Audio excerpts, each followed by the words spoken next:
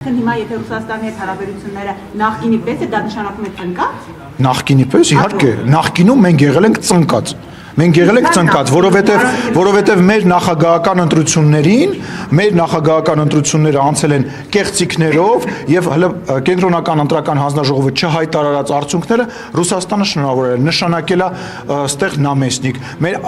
ուժայինների մեծ մասը ղեկավարները ճշտվել են այդ երկրի հետ։ Մեր քաղաքական ամբողջ կոնյունկտուրան, մեր քաղաքական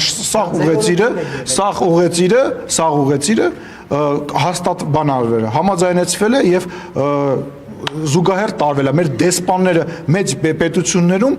իրանց դեսպանների հետ համագործակցել են, որ հանկարծակի մենք անկախություն ենք ունեցել քաղաքական իմաստով։ Մենք մինչև 18 թվականը անկախություն չենք ունեցել, իսկ 20 թվականից հետո հաշվի առնելով այն, որ մենք տեսանք, թե ինչ տեղի ունեցավ, Լեռնային Ղարաբաղի ժողովուրդը տեսավ, թե ինչ տեղի ունեցավ, երբ որ դաշնակիցը մեզ առնվազն մենակ թողեց, ակնհայտ դարձավ, որ չի կարելի գնալ եւ մի, այսպես ասած, երկրի դառնալ չեմ ուզում վատ բառեր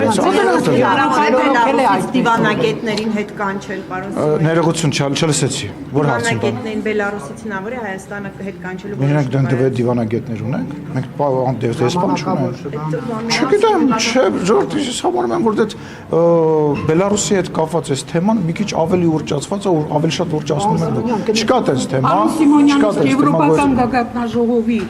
ժպիտներից եւ բարեմաղթանքներից այն կողմ գործնական նշանակությունը որն է Հայաստանի համար։ Բացեք, կարդացեք ստորագրված փաստաթղթերը, ձեռք բերված համաձայնությունները եւ քաղաքական հայտարարությունները։ Պարոն Սիմոնյան, գնեք, ձեր օրոքել է այդպես եղել, որ ասում եք քաղաքական անկախություն չեն ունեցել։ 21 թվականին հենց Ռուսաստանի միջամտությամբ Արմեն Գրիգորյանը չնշանակվեց արտգործնախարար